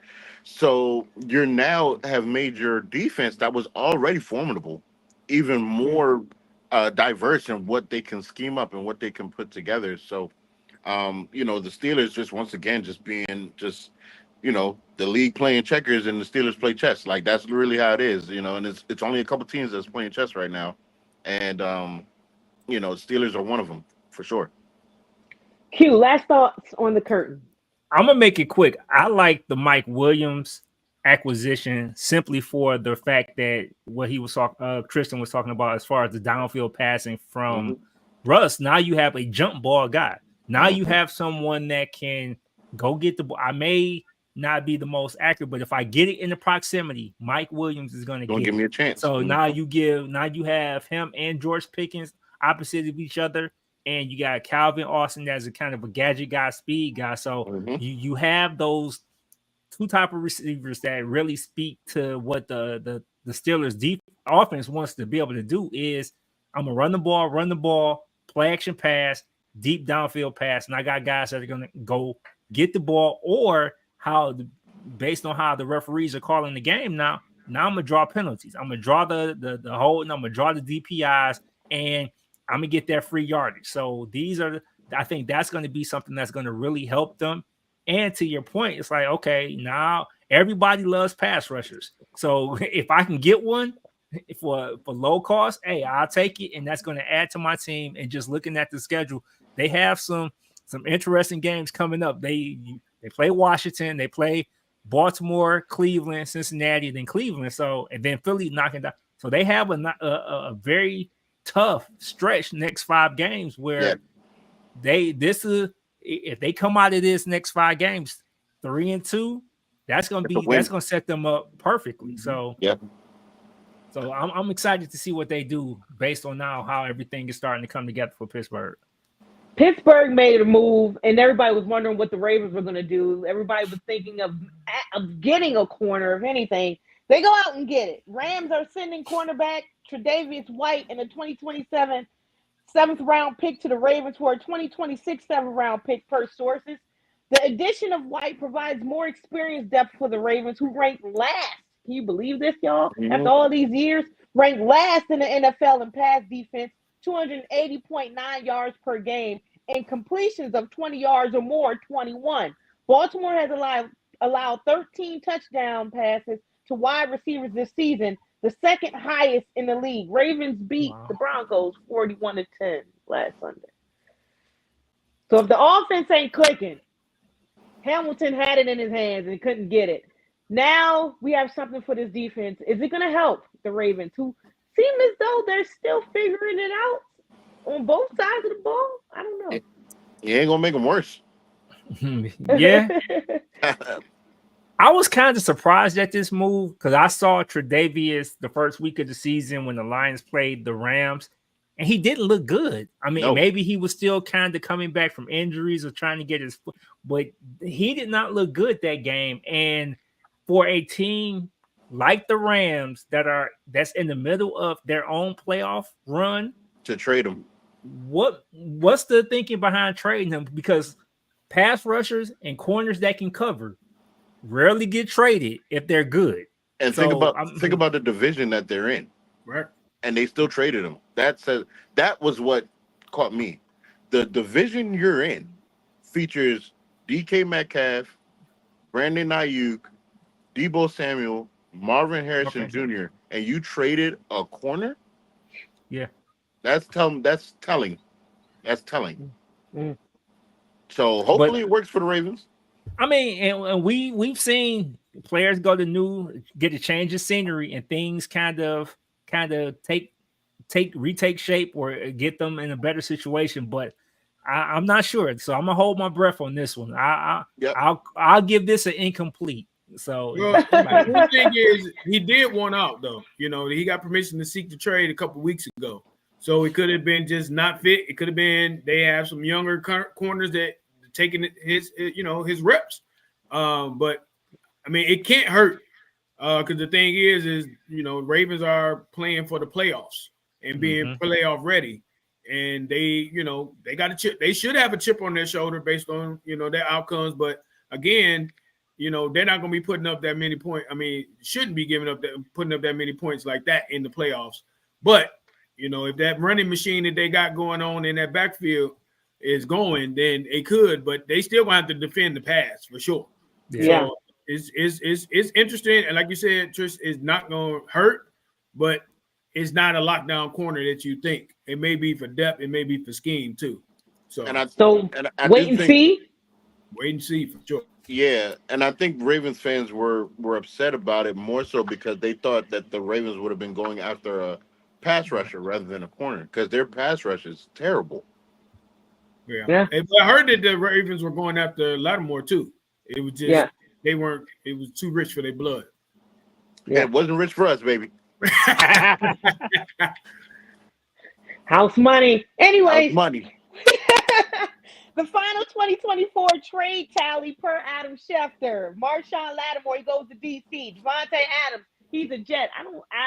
Hey, you stick beside him, Devontae. Hey, whatever you want to do, buddy. DeAndre Hopkins, KC. Deontay Johnson, he goes to Baltimore. If we're worried about drops there, hey, look, Deontay, hope you get better when you go to Baltimore, baby. Amen. Mike Williams goes to Pittsburgh. Preston Smith goes to Pittsburgh. Zadarius Smith goes to Detroit. Khalil Davis, San Francisco. Jonathan Mingo goes to Dallas. Hey, I don't know what's going on. Fourth rounder. You gave up a 4th round pick for Mingo when D-Hop went for a 5th to the Chiefs? The rich keep getting richer. Jerry going Jerry. Jerry going Jerry, boy. Jerry going Jerry. Now you got an injured quarterback that you made the highest in NFL history, but that's another subject. Anyways, Josh Uche, KC. KC, thank you. Cam Robinson, Minnesota. Tre'Davious White, we just said, went to Baltimore. Baron Browning, Arizona. Cam Akers, we've seen how that worked in Minnesota. That looks very good. Khalil Herbert, Cincinnati. Ernest Jones, Seattle. Roy Robertson, Harrison, Seattle. Jerome Baker, Tennessee. And as of a couple hours ago, Tashawn Gibson, he went to Sanford. He went back to San Fran. Moving on. I want to just highlight the 3 smartest trades that happened were Detroit getting Zadarius from Cleveland. It puts him right back in the Super Bowl talk. He ain't Aiden Hutchinson, but if you had to get one, that was major. You got a thumbs up on that one, Tristan. Yeah, it was major. It was major. Lattimore going to Washington because that was a need. We needed a corner. It puts us back in our proper defensive scheme because it puts everybody back in their right spot. And the Steelers with Preston Smith and Mike Williams. Those were the 3 winners of today for sure. Tristan, I don't know if you were listening. Q said something a little bit earlier about us. Jamison Crowder's still not playing. We're still waiting for Allen to come back. Things are going to get a little different, a little crazy. It'll be different. It'll be different in DC for sure. Speaking of not being different, they just consistently doing it. We don't know how they doing it, but the Chiefs stay undefeated. I turned it off. Defeated Tampa Bay Buccaneers 30-24. Shout out to Otten. Shout out to Shepard. Shout out to Irvin. They ain't got no type of wide receiver in the land of the land. And they still went off for a minute. And this is the first game I seen at least the Chiefs look a little flustered. Not flustered, but they didn't look like they weren't ready. Otten is going to be great. And you want a wide receiver that can catch the ball and take a hit, that's your guy. Mahomes, 34 out of 44, 291 yards, 3 touchdowns. Kareem Hunt, what a night did he have? 27 carries, 106 yards, 1 touchdown. Travis Kelce, 14 receptions, 100 yards. DeAndre Hopkins, when it shines like a penny, I know Tennessee, you're going to say that he still balled out. He didn't come from the money. Everybody's saying he was washed. Everybody says that nobody knew if he would take a player-friendly deal. He went to Tennessee for the money, let's be real. But he took a player-friendly one to go to KC. Who wouldn't? 8 receptions, 86 yards, 2 touchdowns. Your boys still got it. The Chiefs win their 14th straight, dating to last season, the longest streak since Carolina started, 14-0 in 2014. Carolina, do you remember the time?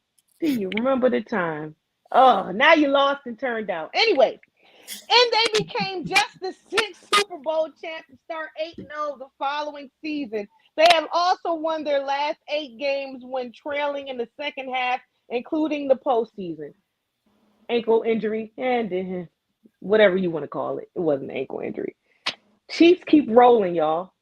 It's gotten to the point where it's as egregious as when watching the Patriots with Tom Brady. Like, let me paint the picture for people that don't understand why this is so nauseating for me. D-Hop had 2 touchdowns, 8 catches. He's still on the orientation of the Chiefs roster. Like he Shout out to Cliff Kingsbury. That's That's the only reason that they're working. They probably still working on his badge to get in the building. Like that's insane. That's insane.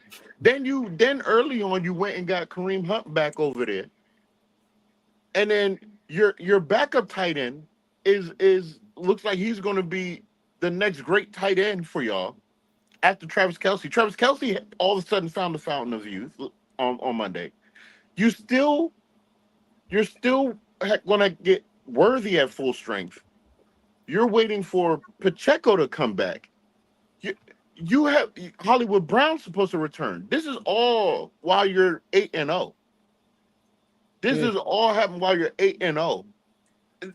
There's no answer for them. It's when you think you figure it out, something happens, whether it be by Patrick Mahomes or by the Zebras. Something happens, and it works out for them. And it just really gives the Patriot. That was a hold on the goal line, but we're not going to talk about that. Exactly. Like it gives the Patriot-esque scent. And I was telling some of my guys today, I said, man, right now, as of today, if you was to ask me today, early prediction of who's representing the Super Bowl, I would say it'd be Detroit versus the Chiefs. Like, really, I mean, and Detroit might be the only team that can probably knock them off. Because I don't see it in the AFC. Even with what the Steelers have done, I don't see it. The Baltimore defense is not consistent enough to do it, so I've already counted them out. Bills defense is not consistent enough to do it. I've already counted them out going against the Chiefs. The only team I could think is probably the Steelers, but they might not even do it. I really think the Chiefs are going to be represented in the Super Bowl. I don't see anybody that's going to answer the bell against Detroit, so that's my look. Ugh, so nauseating. I'm so sick of them. So since y'all on our show, I'm letting y'all know. It's Detroit and everybody else. If y'all in the Super Bowl against Chiefs, I'm just letting y'all know. I'm Detroit down. All right? I'm find me a Barry Sanders jersey. I'm gonna do whatever I gotta do. But I'm moving for Detroit all the way. Well, this is my cue to bring this conversation in because this is how we end the show. Not really end the show. I'm gonna just make it all a conglomerate. You can talk about the Chiefs and then you can talk about your team too. Because, this is the last part. And I saved the best for last, as I thought. But having you two gentlemen on, you guys are all gentlemen. I like when gentlemen wait for each other to talk and everything. Y'all been kind of nice. Anyways, Lions 24, Pack 14. Everybody wondering, can they play outside the dome? They said the hell with a dome. Anyway, exactly. Jared Goff, 18 of 22, 145 yards, 1 touchdown. Amon-Ra St. Brown and his handstands and everything. 7 receptions, 56 yards, 1 touchdown. Honorable mention. Shout out to Saquon Barkley. What the hell was that? That was beautiful. Crazy. Anyways, Jahmyr Gibbs, 11 carries, 65 yards, 1 touchdown. Everybody don't need to touch the ball in Detroit. They just got to do what they're supposed to do. Kirby Joseph scored on a 27-yard interception return, and the Lions converted 2 fourth downs into touchdowns as they continued one of the best starts in franchise history by beating the Green Bay Packers on a rainy and windy day in Lambeau on Sunday. We're built for this, man. Lions coach Dan Campbell said, Tristan, this goes back to our conversation a couple weeks ago. I don't know if you were listening, but I spoke about the two Lieutenant Dans, Dan Campbell and Dan Quinn, the leaders of men. He's leading them. Just because we play indoors, it doesn't matter. We can play anywhere. We can play in the snow. We can play in the rain. We can play in the mud. That's just us. We're built to win. The NFC North leading Lions are 7-1 for the first time since 1956. They withstand the second quarter ejection of safety Brian Branch. He led with his pass. I wasn't understanding. I got the foul. If that's what you're gonna call, you're gonna throw the flag, okay. But the ejection was just egregious. Yeah. Safety Brian Branch and won at Lambeau for a third straight year. The first time they've done that since a run of 6 straight at Lambeau from 1986 to 91. Fellas, it's yours. So listen, this is in foreign territory for us. I mean, I've been a diehard in the late 80s, early 90s. Well, sorry, the early 90s. After we drafted Barry, we went on a nice little run, playoff every other year type deal. But this team is just built different. The confidence in everybody. It's not like you have one player just chopping off at the bit. They are confident, not cocky, but they are selfless when it comes to the team. If you watch the post-game interviews, you never see a player or a coach not giving a shout out to another player for something that they did.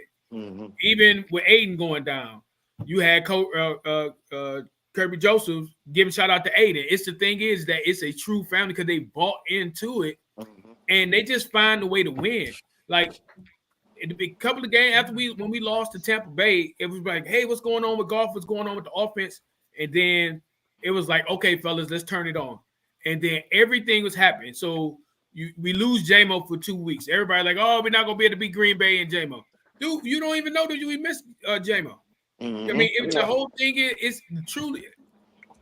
They scored 76 points without J-Mo. Right, without J-Mo.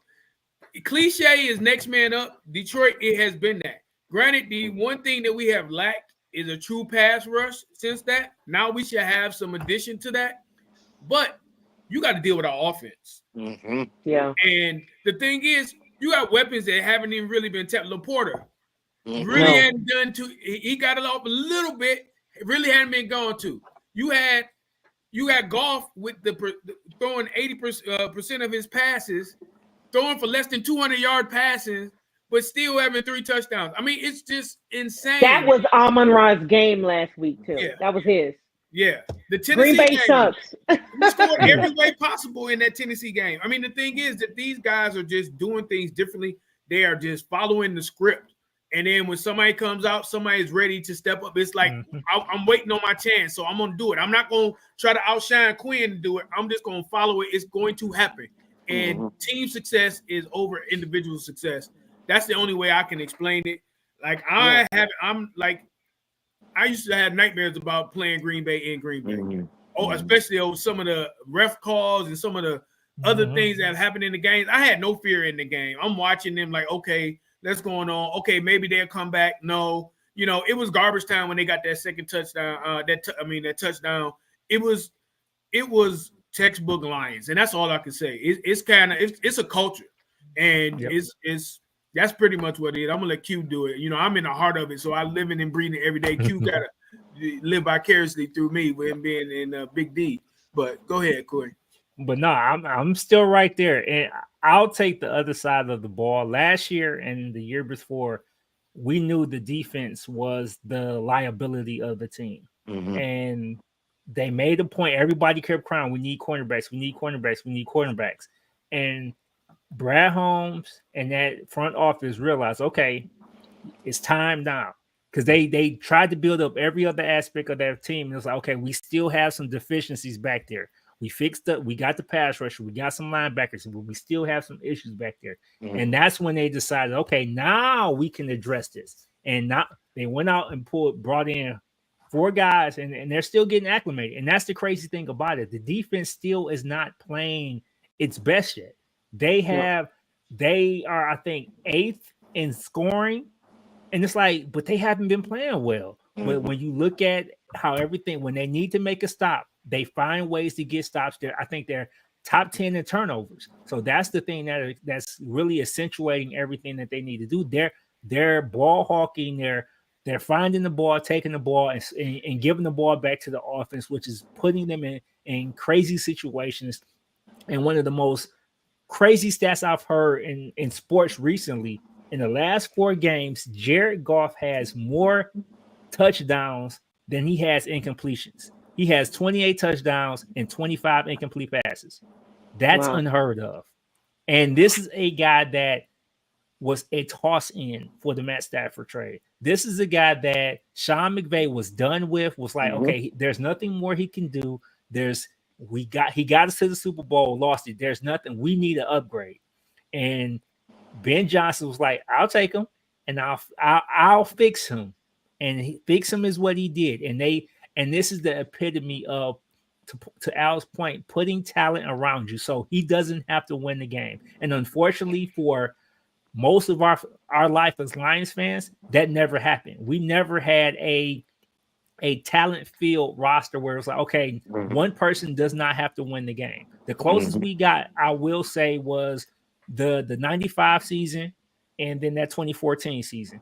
And even then, it was just unforeseen circumstances because everybody wants, Stafford never had. No, Stafford had some moments, but and had some chances, but he didn't capitalize. Well, we have a guy now, and we have coaching that kind of hold these guys accountable because people underestimate the how important good coaching and trusted coaching. Like, even if I don't understand what's going on, I'm gonna trust Aaron Glenn because we all was ready to fire Aaron Glenn last year. Everybody was, get rid of him. He doesn't know what he's doing. He's getting burnt. The corners again. He was like, trust the process. I have to. It's a baptism by fire, and you have to trust me. Ben Johnson, he had some games last year where it's like, I mean, even the San Francisco game, they would come out second half looking sluggish, looking just like, what's going on with the offense? And I told someone, them losing that Tampa Bay game was the best thing that could have happened to them because it refocused them and realized, okay, we can't do what we did last year. We have to ramp it up. We got to really do who we are and be who we are and know how to execute it because they were 1 for 7 in the red zone. And from that game, I haven't seen any woes in the red zone. They are efficient. They get things done and they are a team. And no one's even talking about the best weapon on the roster this year, having a kicker. Because now they have a kicker where Dan Campbell doesn't have to be the gunslinger that he was in the previous years, going for a 4th and 5 from the 40 because he didn't trust his kicker. And that was the whole thing with the San Francisco game last year. That kicker had never kicked outdoors. So why are you going to put a kicker in a situation that was already shaky? I'm gonna trust my offense.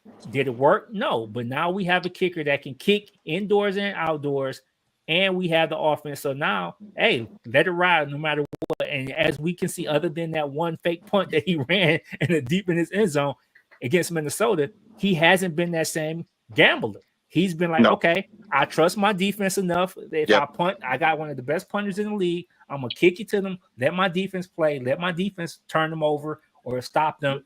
And my offense is going to get running. I'm going to throw some questions at you guys, and Tristan, you chime in too with the fellas too. What do you make of everybody making this big deal of this whole dome thing this week? 2, what do you make of everybody saying that the Lions, there's a lot of rumblings that the Lions could not do this again this year. Last year was just a fluke. That was just a nice situation. Hell, we might run into the same things because next year you might see Jaden Daniels and people might say, well, these defenses know what they're doing now. But a lot of people said the Lions might not be able to do that again. 3, what do you make of this big rumbling of the fact that they still go for it on 4th down? That's what the Detroit Lions are. So the gamble, we got there all. This is how we got here by doing this all year. And now you're saying that we were supposed to take points. We're not supposed to do this. That's what their motto is. That's what they're still about on these fourth downs. So 3 quick questions about how people thought the Lions were not going to do this and do that. And here you go. So I'll go in reverse. Oh, go ahead, Trish. Oh, I'm gonna be quick because you guys are the Detroit guys, so I'm gonna make sure you guys have the last say on this. So in regards of the dome thing, listen, they're in Detroit. It don't matter.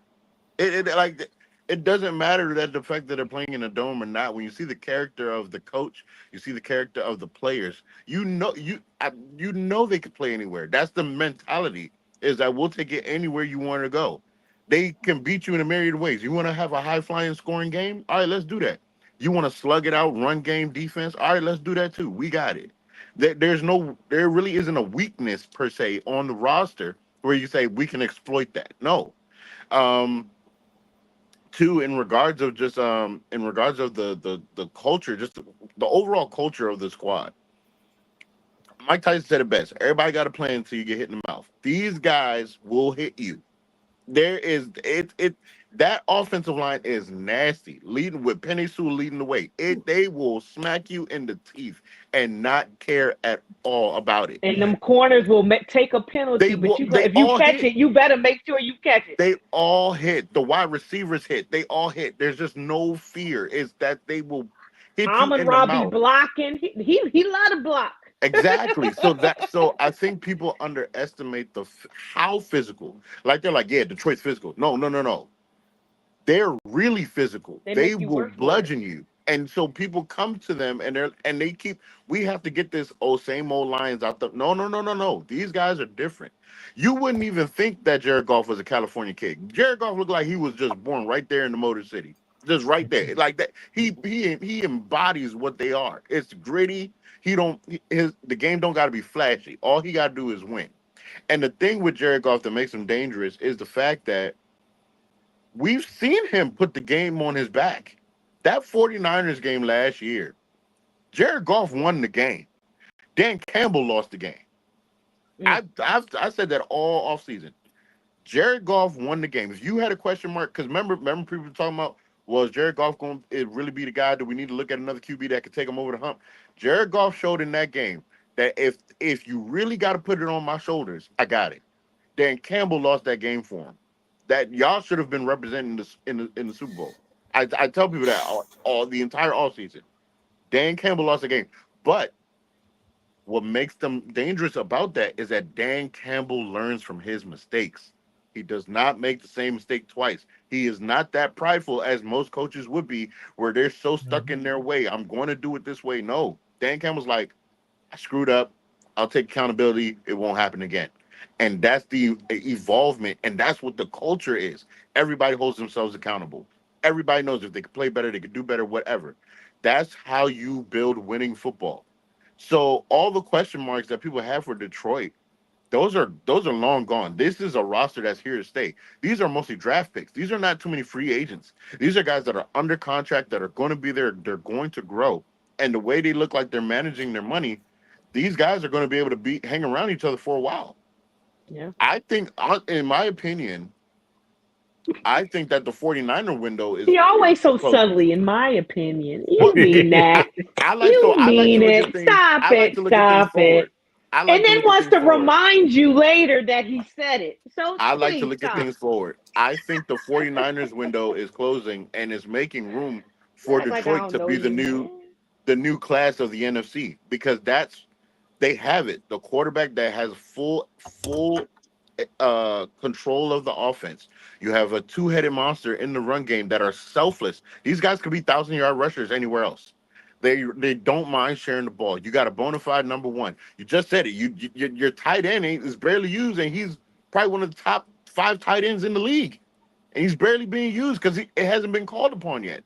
So this is something to see, man. I'm excited. I'm excited to see Detroit. But I'm gonna let the Detroit guys finish it. But as somebody that's not a fan of Detroit, I'm happy to see it, because you like to see these teams that have just tried for so long to get it right, finally get it right, and have a winning product.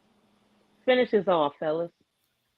So the Lions, they only play indoors. They practice outdoors. They're Dan Gamble is a real thing, like Riverboat Ron.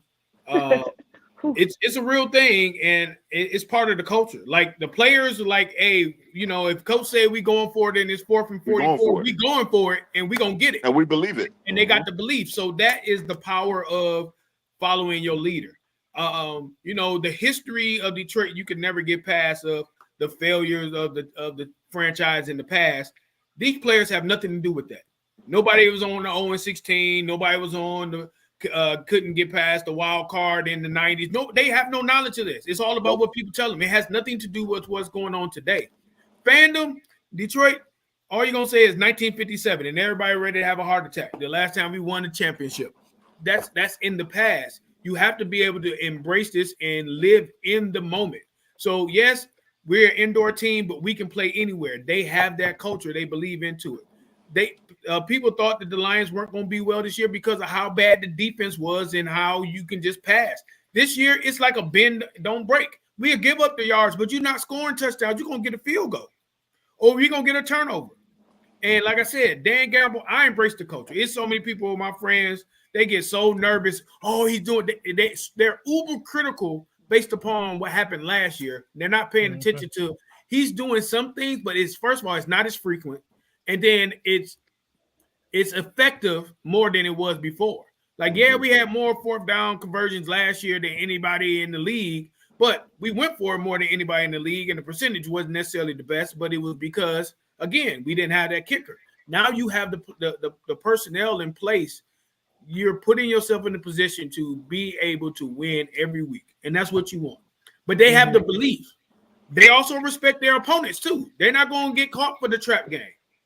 This Houston game, after the game, like, yeah, we're ready. Houston's a good team. We're ready to do this, blah, blah, blah. Even though we know Houston has been a roller coaster all year, up and down. You don't know what they're going to get. They're missing top 2 wide receivers, but you don't know what they're going to get. So the thing is, they prepare for this. How did they prepare for Green Bay in the rain? They had balls soaking in the water and playing with those balls all week. That's how they prepared. They seem more prepared than Green Bay was playing in the rain. So the thing is I need to get me a Dan Gamble shirt because you need to market that, man. That's the culture, and is you can buy into it because of what they're doing. I'm just watching it. It reminds me almost like a little league team. When you win, you do everything coach tells you to do, and you win. I want to win again. All right, I'm gonna do it, and that's what they're doing. It's like they just having the most fun of any Lions team I've ever seen. Yeah, because they're just buying in, and it's that why they're playing football. It's like everybody found their love for the game all at the same time with this coach and this leader, and ready to go through a brick wall for them. And as a teacher, that has to make you feel good. Oh, for sure. Al said a mouthful, and it boils down to the culture of the organization of Brad Holmes being able to trust that he made the right decisions. A good friend of mine, one of our frat brothers, is a beat writer for a local paper, and every time Jahmyr Gibbs has a great game, they go back to the quotes about you don't take a running back that high, or the detractors that who took, like, why did they take Jahmyr Gibbs? Why did they take Jack Campbell at those positions when they needed Jalen Carter here, this person there? It's like, look at what Gibbs is doing. Gibbs could, and to your point, Tristan, Gibbs could be a premier back by himself, but buying into the system, understanding that, me having D-Monk right next to me takes wear and tear for my body. Now, when I'm in the game, I can give it my all. I can get, because I'm at 80 when the defensive line has been in there getting mashed and getting pushed down the field by the offensive line of David Montgomery. They're tired. So now I can see the crease, hit the crease, and go. And I think that's the thing with, and it kind of showed up in that Tennessee game. Because I'll admit, that was a game that in the past, that's a game that they come out flat and they struggle with, and they somehow either win by a last second move or lose. But they came out and was like, okay, Tennessee scored first. let's go, and ran it off. And they did it in so many different ways, from the kick return, the punt return. The offense did nothing. Essentially, I mean, the offense didn't have to do much. Right. The defense put them in short fields, and it was like, okay, we got 30 yards, touchdown. 30 yards, quick run. And that's the thing that has kind of baffled the whole league, is like, how are they doing this? Because it is a team effort, and it may not necessarily always look pretty, because if you catch Terrion Arnold getting called for pass interference here, or this guy getting called for this call, if you're focused on that, that's where you kind of get discouraged and say, oh, why? Yeah. But if you look at the big picture, they gave up 1 touchdown to Green Bay. They gave up no touchdowns to Dallas. Look at how they're kind of shutting down the defense, these opponents, when it matters. I give you 3. I ain't gonna give you 7. And you're not gonna beat me kicking field goals, because my offense, if it's slow, even if we get out the gate slow, we gonna rev it up and we gonna score 2 or 3 touchdowns. We gonna score 28 points. So y'all gonna have to find some way of getting them some touchdowns, and we're not gonna give it. You might have to a trick play here, special teams there. Your defense is gonna have to score, but my defense is not gonna give. And I think it goes back to the culture of the team, and it's gonna be crazy just to see the evolution of this team, because no matter how this season goes, this isn't it. Because just seeing how next year, when Hutchinson comes back fully healthy, you still got Zadarius Smith. I guarantee they gonna find some way to address the defensive line even more. Than they may find another wide receiver, and people aren't like Tim Patrick was out of the league for 2 years, struggling with knee injuries, and has found his niche with the team. He may not be the big star that he was in Denver when he was catching, but he's making key passes. He's catching key passes that keep the drives going and open it up for someone else. And everybody understands their role, and they are ready when their name is called. Allen Robinson caught 2 passes against Green Bay. Had been sitting on the practice squad. Everybody like, we had Allen Robinson on the team, yeah. And this is a guy. This is how it is when your name is called. You're ready to go. And I think that's the thing that has kept the Lions going, especially defensively, because everybody wants to focus on Hutchinson. Yeah. But they've been without 4 or 5 starters on that defensive line or linebacker position at one point.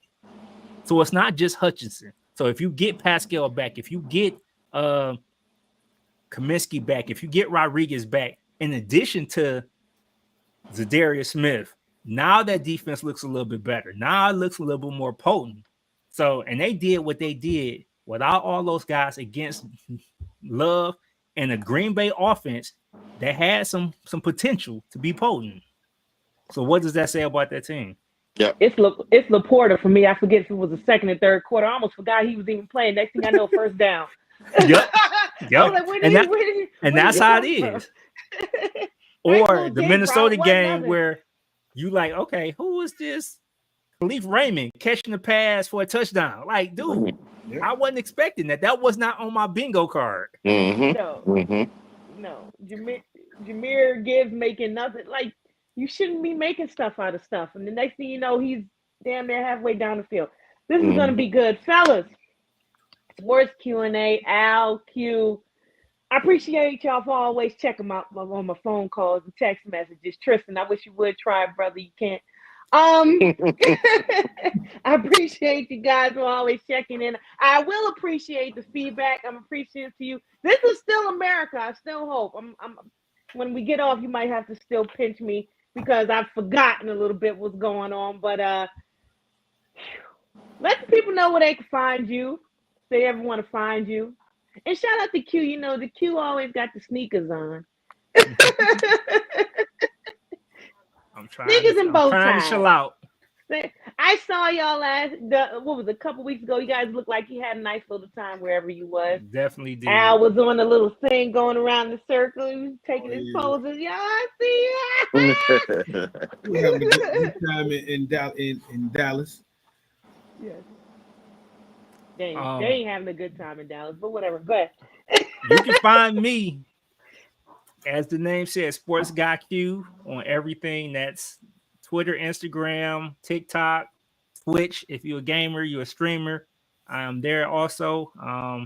We've been talking about it. We've been having conversations about bringing back sports Q&A. We gotta decide what we're gonna do. I think for us the biggest thing is finding the platform that kind of fits the new age of social media. So if we can find the platform, call your people. Matter of fact, call Tristan because I ain't the people. But so that's the thing. If we can find the platform that fits us, I think we definitely want to do it. And because we have some things to say, just not just about sports, but about life, manhood, fatherhood. Yeah, I was hoping when you guys weren't leaving the screens, when you left the screen, Tristan, that had Sienna written all over it. But I mean, she woke up, didn't she? Oh, kids are great. That's what happened with mine. For sure. Right. Well, you can follow me. Well, I think it's still active. We got Sports Q&A on Instagram, but you can follow me on Instagram. Second is 2ND_coming KOMING. We need to get this rolling. I mean, this did my spirit a whole lot. I mean, we've been doing this for a minute. Just the entirety. We haven't done it in a minute. We love doing this. Anytime you want, somebody another voice. I know y'all get big time celebrities, personalities, and all. So we coming through. Be here on the same stage, on the same set. But I ain't got it how like I used to. I'm working it back up. You know what I'm saying? It's all right. It's gonna pop even bigger for you. We already know that. Mm-hmm. But yeah, we definitely appreciate it. But check us out. We're still connected. We're still gonna follow. We still repost. Make sure that people get to hear. The up and coming. Y'all, like I said, y'all gonna pop much sooner than you think, because the need is there. The need is definitely there for fresh, real voices. Sure. Yeah. Well, we take 2 weeks off because we went 2 weeks in a row. Every other week. We're adults now. We can't do it every week anymore. Every other Tuesday. Right. So we take a break next week, and we take a break for Thanksgiving. They already got Christmas stuff out here. But anyways, have a good, happy Thanksgiving. Whatever the world ends up being tomorrow, I hope it's good for you, good, and that you made a sound decision on your own. And I'm going to say how I say it every week. And I don't care if it does not rhyme, it's still mine. We'll see you December 1st, 2nd, 3rd, 4th. We'll see you that first week, whatever it is you call me. I'm Mikhail, like Kevin McHale. In America, we did it again. Peace. Peace. Peace.